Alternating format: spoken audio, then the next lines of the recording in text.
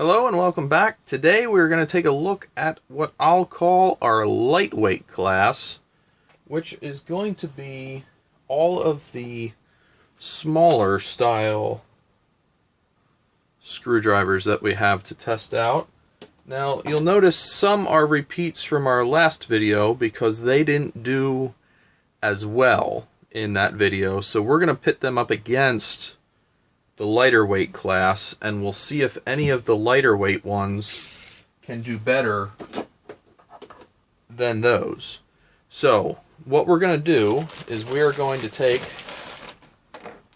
a bunch of fine-toothed 1-inch long drywall screws, and we'll see how far our screwdrivers can drive the screws. What we'll do is we'll have our scale to measure how hard we press down while we're running the screws in. We're going to use the same tip, which is a railer tip, for every screwdriver, and we'll have the stopwatch rolling just to see an approximate of how long it took to run the screw down into the wood.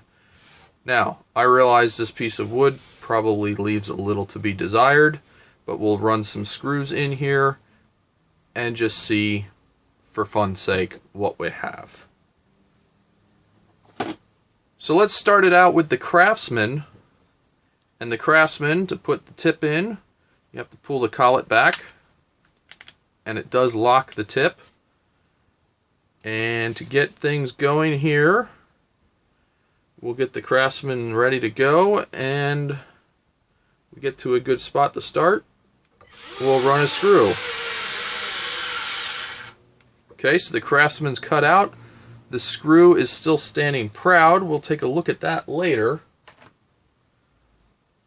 Next up, we'll move on to the Cobalt, and that too, you can't push the bit in, but once you operate the collet, it's fine.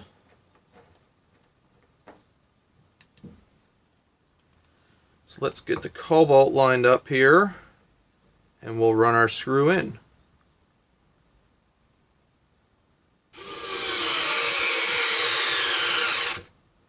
Cobalt, the screw is also standing proud. Next up, we'll take a look at the Ryobi. Now this, we can push our tip right in. It's got like a friction holder, which doesn't hold the tip the best, but it does not fall out. Let's see what the Ryobi can do.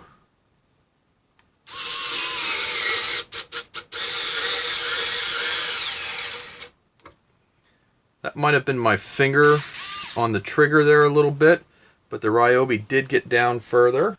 Next up, we're going to go for this very compact Longsa screwdriver, and it has just a magnetic holder, simple buttons to push. Let's see what it can do driving a screw into a piece of wood.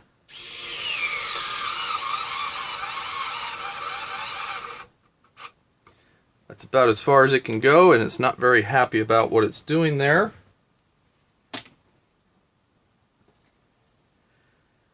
Next, we're going to go for this really cheap, I'm not going to even know how to say that, Voneu or something like that. It has a locking collet, which is kind of like the vessel style. It's got a lot of slop in it, but it does hold. Let's see what this can do with a screw in wood.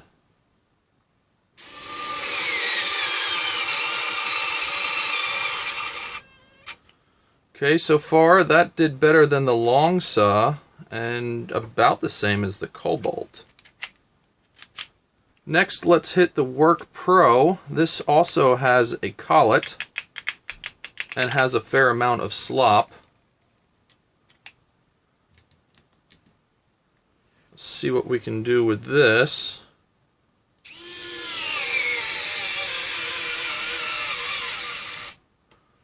About the same. Everything's pretty much standing proud yet. Next, let's go for the high-speed vessel. This is a little bit tighter than the others were. I don't expect this to go super far because of it being high speed. Yeah, that's not having it whatsoever. Not really the point of this one. Next we'll hit a Panasonic. Has a little bit of slop in it as well. But we'll see how far we can drive a screw with it.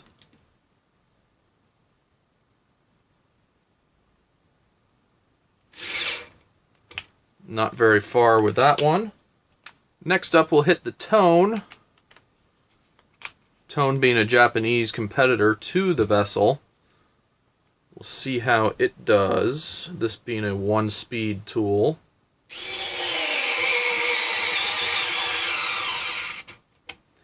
Pretty impressive for the Tone. That's got almost as far as the Ryobi did. Next up, we'll go with the other version I have of a Panasonic.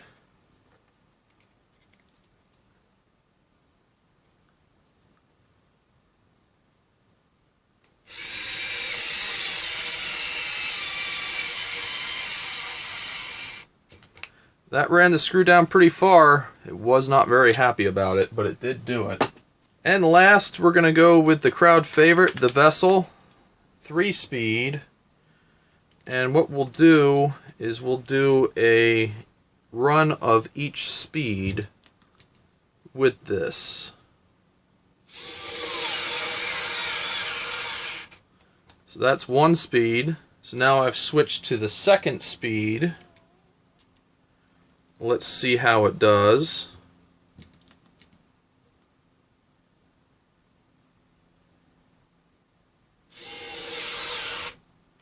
Okay, over torques there.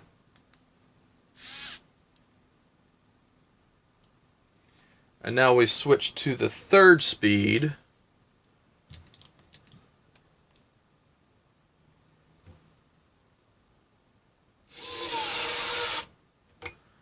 Which gets just a little bit further, interestingly, than that. So there we have it. I think this was just kind of a quick, let's see how we can do trying to run a screw in. And you can see we have quite a variation of what these can do with that. And that is the Craftsman, the Cobalt, the Ryobi, the Longsa, all the way down through. I think for the money and the size, if we're going for a compact screwdriver, I think I give this to the Tone. The Tone sank a screw almost as far as the Ryobi, which is pretty impressive. The Vessel on low speed was very close, but the Tone did a little bit better. Now the Vessel is a good screwdriver. It gives you a good amount of versatility with its 3 speeds, but if you're looking for something that's not quite as expensive, though the Tone is fairly close in cost to the Vessel, I'd say either of these are really good. The Tone is a little bit more no frills, but it is micro USB charge, which might be a strike against it for some people. While the Vessel, this newer variant of the Vessel, is USB-C. So I hope this was interesting. Do you have any of these? Have you tried them? I think for super compact and capable and cheap, this Longsa isn't that bad, though it doesn't have a locking collet, which is a strike against it for me. But this thing, compared to all of the others, look at how thin this thing is. This thing is really, really thin. And it's pretty simple to use. There's no lockout on it, so if it's in your bag and it trigger gets pushed or something, it's going to run. But for the size, if you're going for compact, I think this is the most compact one. These all being a variant of some sort of screwdriver with a ball handle. This one was surprising how well it did, because this was super, super cheap. That actually did about on par with the Craftsman and Cobalt. The Workpro is also in that range. These are kind of all together. I find playing around with this stuff interesting.